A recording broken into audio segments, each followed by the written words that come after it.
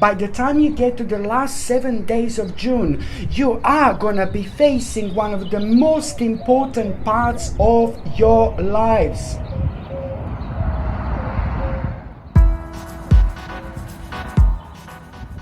It is Saturday, July the 2nd, 2022 at 4:59 p.m. here locally in southern Arizona. This is the One Hiraeth Project's DiaryCast number 46, entitled, What Can You Do with a Toothpick? Sasha was right.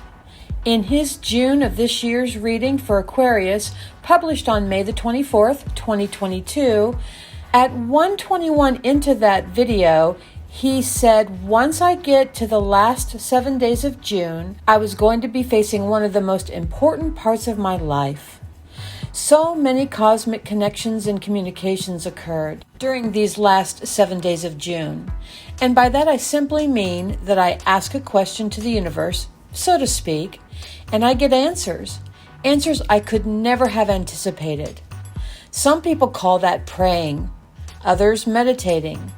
I feel more like that I'm having a conversation with an intelligence that's right here in the same space with me, no matter what you wish to label that. In addition to answers to questions asked, I also received so many unsolicited chunks of data that I had to insist that they stop because I couldn't process one lump of information before the next one would present. I am still reeling from what was shared. With the sheer volume of connections and communications that have occurred in the last 7 days, it really would be impossible for me to include them all in this diary podcast. So I've selected 2 of them that will stand as an example of what I'll call the cool weirdnesses that I experienced in this last week. I will, however, add that I have reached out to those few, what I'll call side players in these experiences to make sure that they were aware that they occurred, in hopes that maybe they get something out of them simply by my sharing it.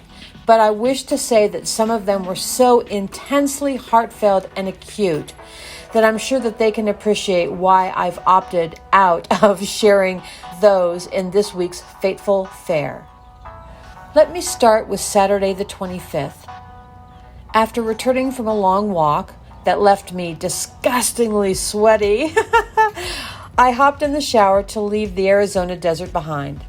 After my shower, I decided to fill the bathtub instead of just getting out of the shower and use the conductive waters to relax, meditate, and see if I could connect with what I call that which exists beyond. I began by simply relaxing, clearing my mind of thought, and just simply allowing. I didn't ask any questions per se, but I did offer the vibration of inviting new understandings. Once I exited the bath, I dried off and grabbed my iPhone so I could capture as much of the experience as I could. The recording is 17 minutes long, so I won't include it all, but here's a part of what I said.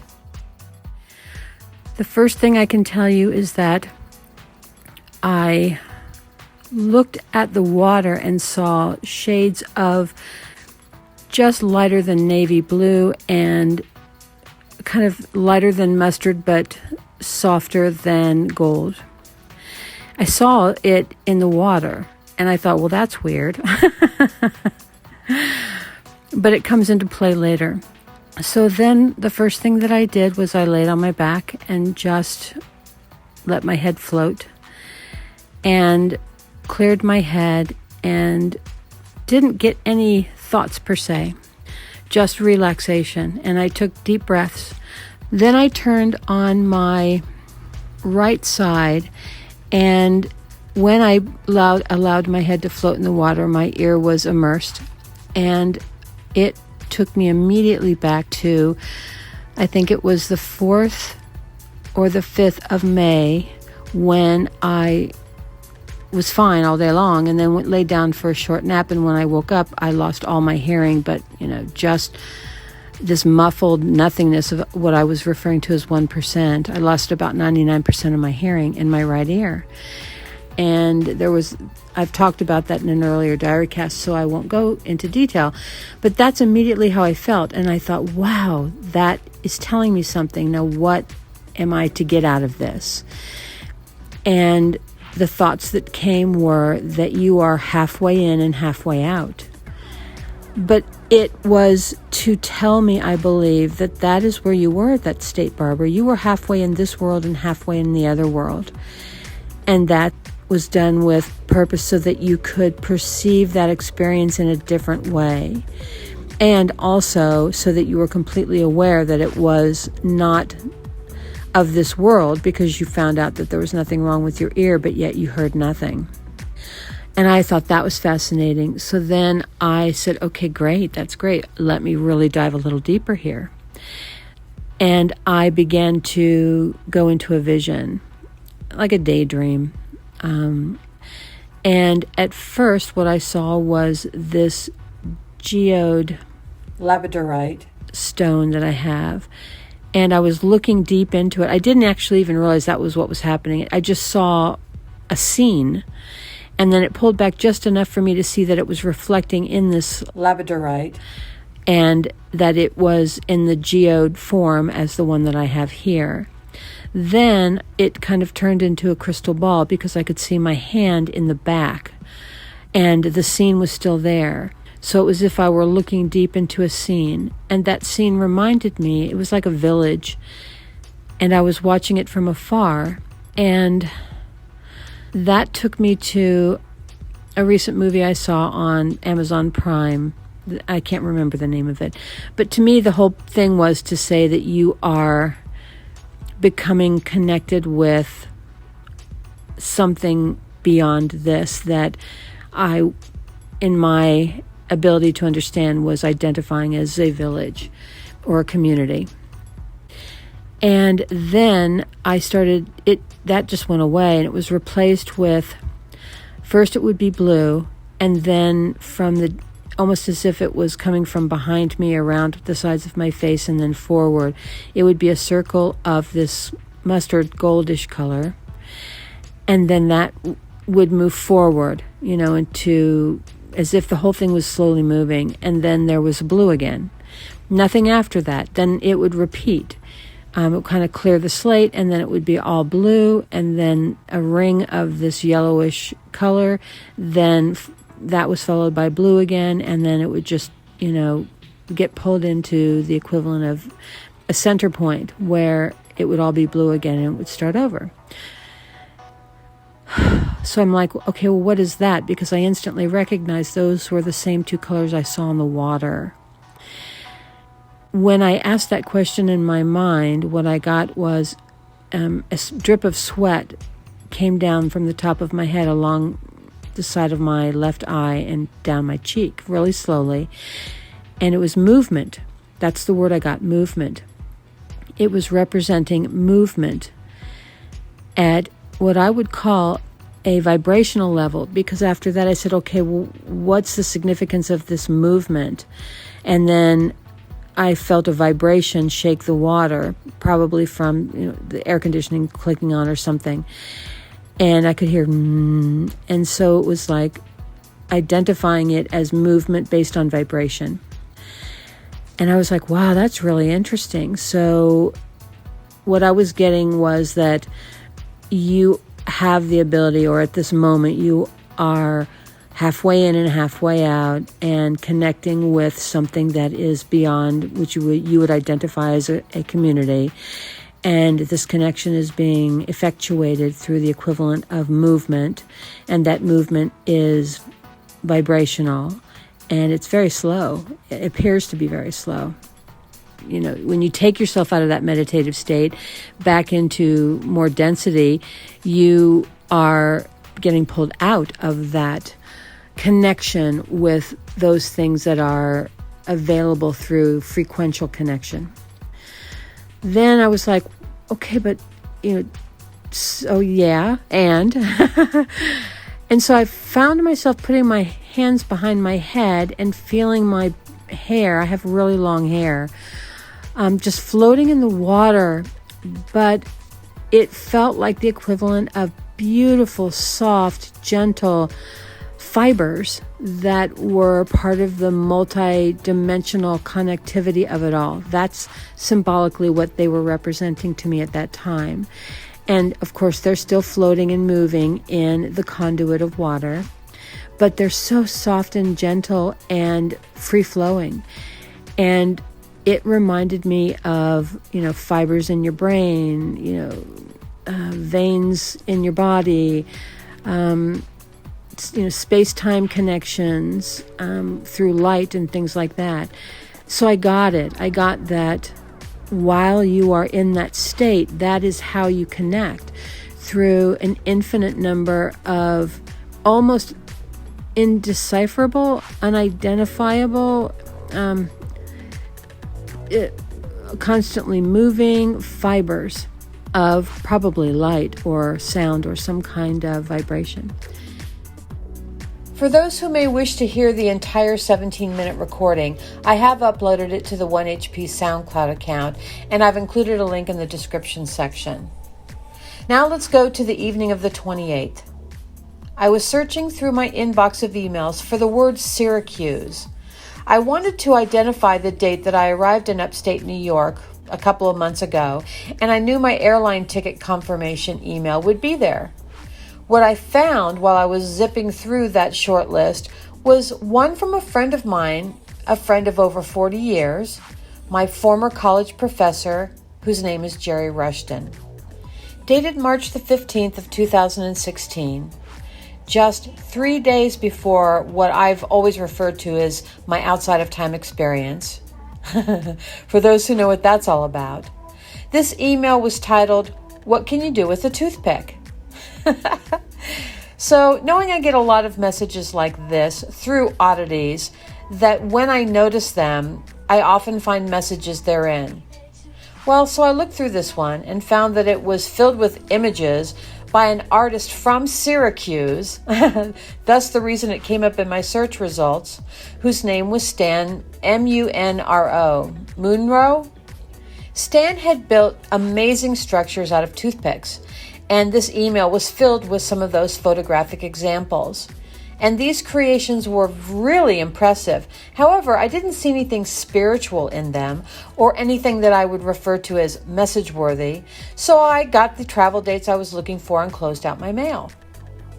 The next morning, I got a notification that I had a Facebook message waiting for me, and since I don't get but a few of those, I went ahead and opened Facebook to see what was there and wait. When I opened the app, I glanced at the list of the many unseen general notifications first. As I said, I don't go to Facebook very often, except to post things to the One Hiraeth Project's Facebook page, which I've got to admit, most of those are done off-site by a third-party application. At the top of that list was one that said it was Jerry Rushton's birthday. Now, Jerry moved on from this world to the next on November the 7th of 2021. So sending him a birthday greeting might need to be done in a little more non-traditional kind of way. What that notification did do was let me know in a way that what I had received the night before from him was a kind of confirmation, a sort of hello from Jerry bringing his essence my way for a quick visit. For those who may not be aware, Jerry and I had a pact for more than a decade that whichever one of us transitioned, passed on, died, whatever you want to call it, first, and if there was more, we'd find a way to let the other one know. Well, he did. And I talk about that experience in the One Hiraeth Project's DiaryCast number 12, entitled Magick in Nature. At the time that I published it, however, I didn't know yet that he had passed on and that this pact was being fulfilled. But I did share the details of that spiritual encounter, the one I had with a giant Chianina type bull, which means huge. And it was 2 days later that I actually made the connection through a series of unique synchronicities that I talk about in the next DiaryCast, which was number 11, Metaverse. Of course, after seeing Jerry's birthday notification, I smiled and went about my day, beginning with a morning walk. While out on that walk, my mind went to that toothpick email and began to wander. I thought, is there more to this? A reason maybe for that email with his birthday reminder? That's when I realized what the connection was. It was the labradorite geode that I saw on Saturday during that vision that I had while I was immersed in the bathwater. You see, on May the 26th of this year, I took a photo of crystals and candles that were part of an annual ritual that I performed to connect with my mom, who transitioned herself on that day in 2009.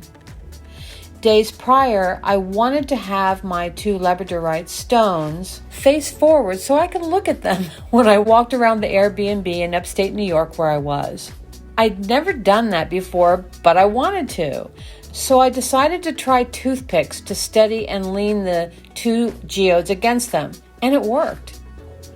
So the connection between my vision while immersed in water on Saturday and Jerry reaching out and connecting with me and our ability to communicate in this 2-way sort of exchange of information was toothpicks. I was so moved by that experience.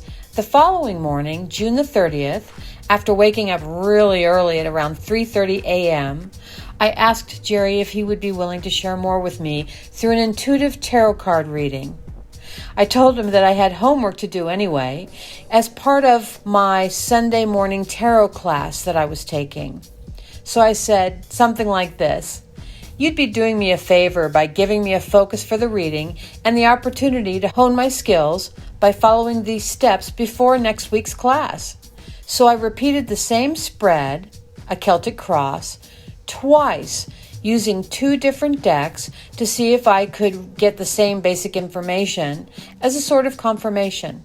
And it did.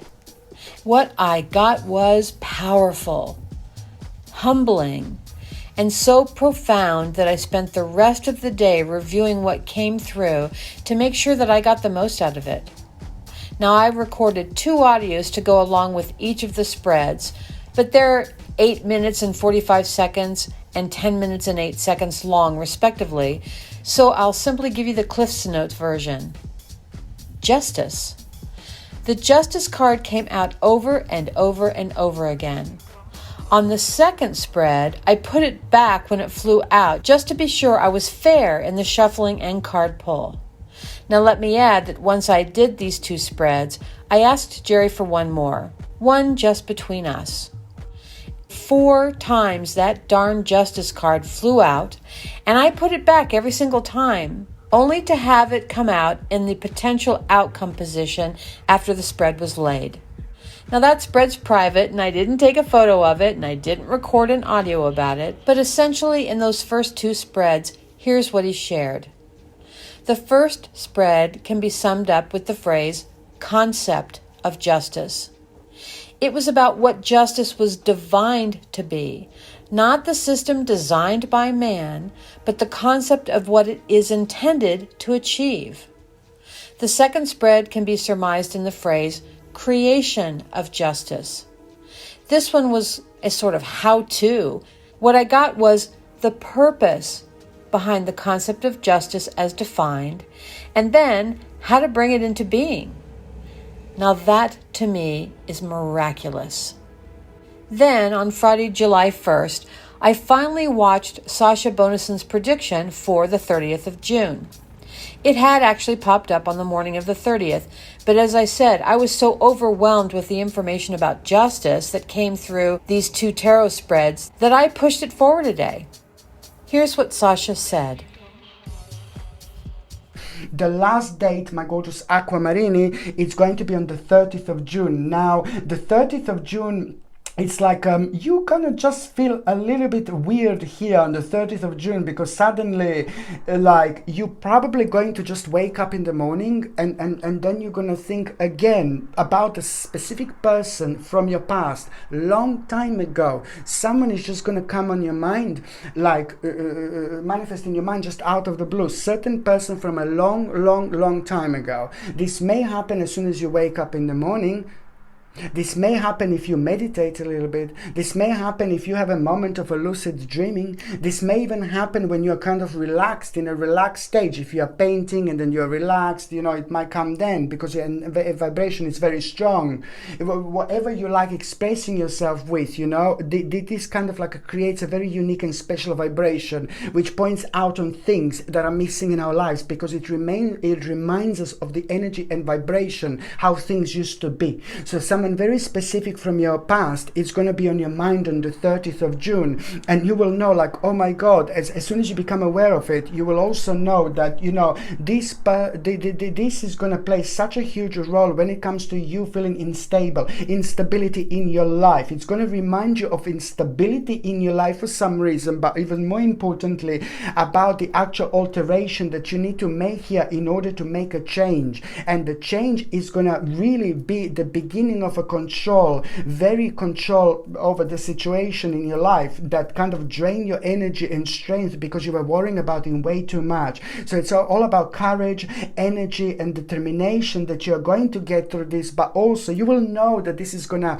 all lead towards a remarkable accomplishment later on. You are gonna have a bit of like just a temporary distraction, but then at the same time, after that moment in time on the 30th of June, when you have this temporary distraction, you are gonna kind of like really realize, like, oh my God, like exactly what you need to do. It's gonna give you time to think in a different way, but that temporary distraction is also going to make you aware, like a few minutes, like and a few hours later, the end of challenging times. That by the end of the day on the 30th of June, it's all about things starting to look up for you really nicely. The end of challenging times, this is going to bring such a welcome relief into your life. My gorgeous aquamarines, this is all about you finding your way to a peaceful place in life, but then again, the end of like a very, very negative stage, this is going to mark here, and I really, really like it. Just don't forget the very strong connection when it comes to July for the month, with the month of June as well, when it comes to good things, of course. I'll leave it to you to decide for yourself who this someone specific is that Sasha's talking about. I can say that the instability to which he refers is about a court case I recently lost. In that case, the plaintiff, a bank, perpetrated fraud, and I proved it, as well as they didn't comply with a series of requirements, yet they still won. The justice ignored all of the indisputable evidence that was presented over nearly a decade of this case being active within the legal system. And even the other lawyers and parties took no action, none, to support or to perform their fiduciary duties, choosing instead to remain muted and feeling okay about it. The resulting decision, made by default as it were, demonstrated to me that justice in this world just doesn't exist for most, but it does exist for those in power. And even when presented with choice to do the right thing, those who gain by maintaining this flawed system do what's in their best interest and follow whatever course will continue the status quo, knowing it is within their power to choose what's right. In the end, I wasn't sad or disappointed or even angry that the bank illegally, using the legal system, stole my house, a house I had fully paid for, by the way, and did so with the full support of the judges, the other parties, and those involved in all stages and levels of the process. What I felt was my takeaway was that I was sort of enlightened to the fact that this is the state of our current evolution, and that this static resistance to any forward movement away from what we consider to be standard practice towards evolving beyond it takes a level of awareness that currently those in these positions either have fear or trepidation or just ignorance as a collective about stepping into. This change that Sasha was talking about was that of my perspective, one made anew by Jerry's insights on the construct and creation of justice. And I gotta tell you, I am eternally grateful for that information. As Sasha mentions, July should be a continuation of what has occurred in June. And boy, am I looking forward to not only July, but all of the months that follow. So then, what can you do with a toothpick? Build. Build upon the concepts and creations of justice, a structure of thought, of deed, of will, and of manifestation far beyond that currently constructed by man. And for this week, I will leave it there.